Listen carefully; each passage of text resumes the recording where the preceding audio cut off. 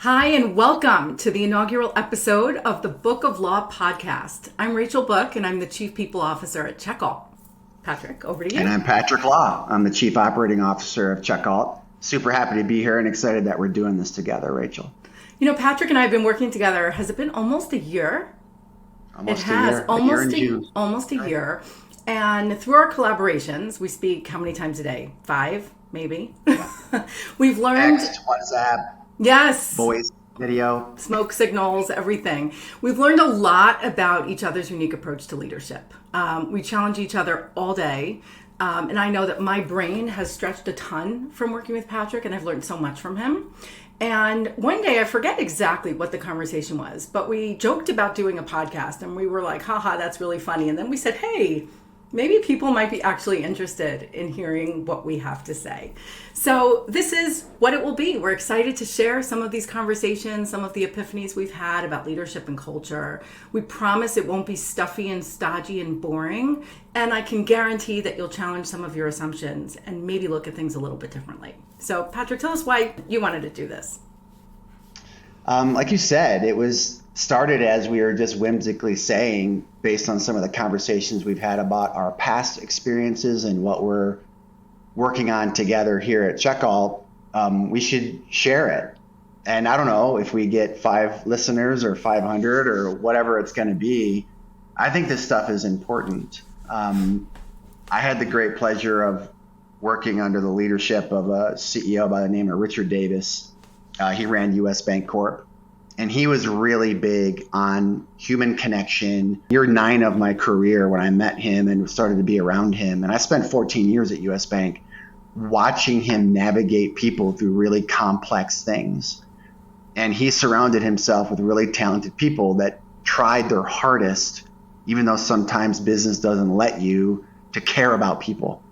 So when I met you, Rachel, and for everyone listening, whoever that is, when I met Rachel, it was like going back to that, being around someone who really just cared about how people interact with the environment we're leading, even though business can be cold sometimes and hard charging. The human element is the most important element, and Rachel has that in spades. So the fact that I get to do this with her and we get to share some of this stuff, and hopefully you guys can use some of it in what you're doing every day, wherever you are. I'm going to introduce Rachel, and I just want to spend a couple minutes on her bio. She doesn't like this, and you'll be able to tell by the look on her face. We'll see what a good actress she is. I'm not going to read it word for word, but it's impressive. She spent time at Stryker, Fidelity Investments, Bloomberg LP, and AT&T. I said I wasn't going to read it all. I'm not, but there's a couple sentences in here I think are pretty important that tell you who she is. She's been recognized for her transformational leadership and innovative ideas. She drives in and around and aligning with increasing speed of innovation and ever-changing dynamics and demographics of employees and our customers. And I'm going to say this, like not the entity, the customer, like First National Bank, Rachel Book in Texas. I mean, the people inside the customers. I mean, we're serving consumers, we're serving people. There's a brand name attached to everything, but there's people, and Rachel sees that very clearly. I want to get a little bit into her educational pieces. She studied industrial organizational psychology at the graduate level at Harvard, the School of Extension Studies, and earned a bachelor's degree in psychology from Thomas Edison State University. She holds several global human resources certification and is a continuous learner and contributor of leading practices and trends. Rachel resides in northern New Jersey with her lovely family. She has been in the news. She's been on CNBC. She's been on Fox Business and on several podcasts talking about diversity and inclusion. She's a top 10 powerful woman leaders in HR. And my friend.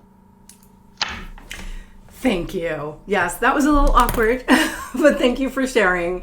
About Patrick. So before I read his bio, well, I'll tell you some fun facts about Patrick. So the first thing that you should know about Patrick is that he's a patriot through and through. You can see that in the flags behind his screen.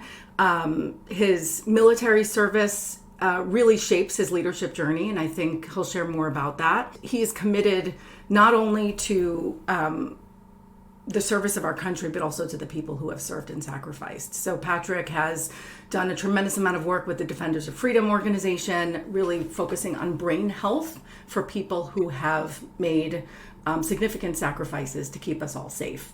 Patrick is also a pilot. So many of his analogies are aviation related, and we've learned a lot about wingspans and engines and all of that. And it's actually kind of surprising how relevant some of that is. So I'm sure you'll get to know that too through these conversations. Patrick has a really unique gift of being able to simplify very complicated things and connect the dots between them. Throughout his career, he has, I think a theme of your career, Patrick, has been taking lots of disparate organizations and systems and technology platforms and teams and bringing them all together. And so that requires a lot of cohesion in terms of the way technologies talk to each other, but also in the way that people connect with each other. So that I've found is very unique about you. Patrick makes decisions very quickly and doesn't waffle or waver, which is so refreshing to have as a partner, especially when you have to get so much done. Patrick has the ability to inspire people to accomplish what might seem impossible. Seriously, people will think like, what? How are you telling me to do that? That is not possible. And then they realize that it is. And it's through the very unique mix of push and pull, getting people to that next step, which brings them to the next step. And then all of a sudden they're like, wow, we actually did this, which is very cool to observe and to be part of. Patrick genuinely cares about people. I think we've all seen lots of leaders who go through the motions, who pretend to care, who say all the right things. And Patrick genuinely cares. He takes the time to learn about interesting nuances of people's lives because we come to work as whole people, right? And all the things that we care about and that go on during our daily lives impact our work. Patrick engages people no matter what their position or level. He's also like the Pied Piper a little bit. So he kind of has assembled the following, and people are drawn to his leadership and his work style. Also, he really, really, really, really likes chocolate desserts. Like really likes chocolate desserts. So if you're ever looking to send him something, chocolate desserts is the way to go. You can look, I'm not going to read through his bio. Bella, our producer, will share it in the show notes so that you can read about his 26 years in payments, his robust education in banking school, his work bringing different companies together throughout very complex acquisitions and mergers. This was really an introductory episode. Hopefully what you've heard so far piques your interest and intrigues you and makes you want to listen more. What we'll do now is tee up what we plan to talk about next. Patrick and I have assembled a long list of potential topics. At some point, we might throw up some polls in the show notes, if that's possible. Technically, Bella will help us figure that out to get a sense of what you're interested in hearing about. But one topic that we thought was really foundational, a topic that is constantly discussed throughout all kinds of leadership forums and business books and all of that, is culture. Everyone loves to talk about culture. Everyone loves to pontificate about culture. I personally feel like it might be the least understood term in all of business. And I think people like to brag about it. They like to talk about changing it. They think about who fits or does not fit within their culture. But what really is it? How do you decide what your culture is?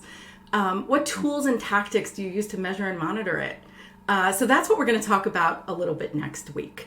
And then, of course, we look forward to continuing the conversation with you. So we want to hear your reactions to our thoughts about culture. And we're curious to hear about nuances that we might have missed, because, again, this is all about broadening our minds and changing our perspectives. So, Patrick, what are your thoughts on what we'll talk about next time?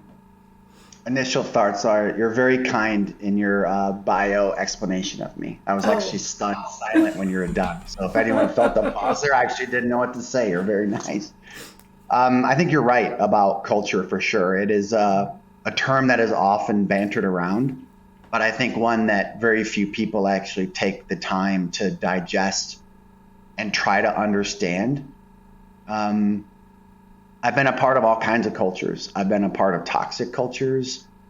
I've been a part of hard charging cultures. Mm-hmm. I've been a part of really thoughtful cultures.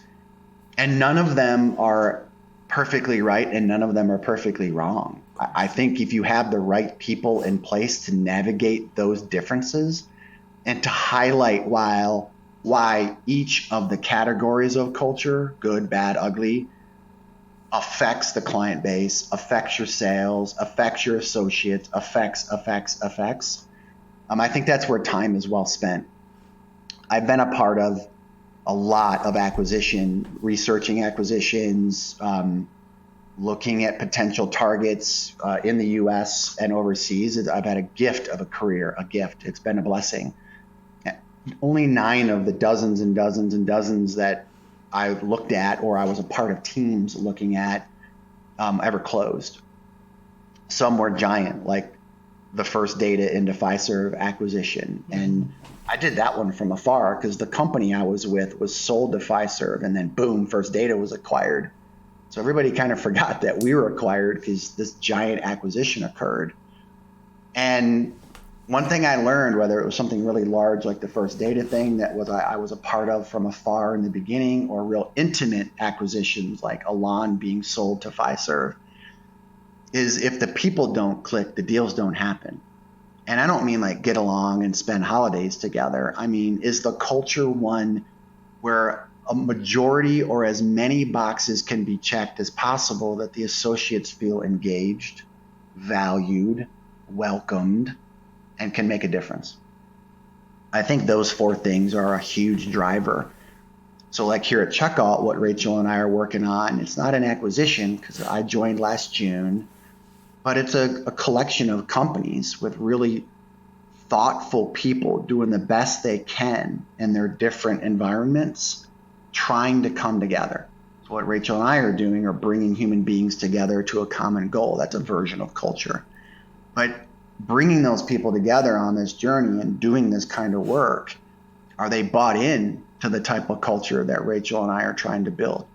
So we're going to explore some of that. Like, some like it, some don't. And that's okay, because we're all people and we all have choices and we all get to decide with what we like and what we don't. I'll close my thoughts on culture on this. And the first time I said this, it was at US Bank, and it was an eyebrow raiser. But I said to people at the bank that our associates are our customers. Everyone's always talking about the customer, and they are very important. Without customers, there's no business. I mean, every business is like that. But what I really saw at US Bank around 2013, 2014, we just came out of the housing crisis, if you ever really came out of it, but came out of the shock of it all. 08, 09, 2012 through 2015 was like a rebuilding of people's self-esteem and understanding economics and what was happening in the world from a business perspective. It was hard to hold talent, or starting to get hard to hold talent. And I said, we should treat our associates like they're our customers.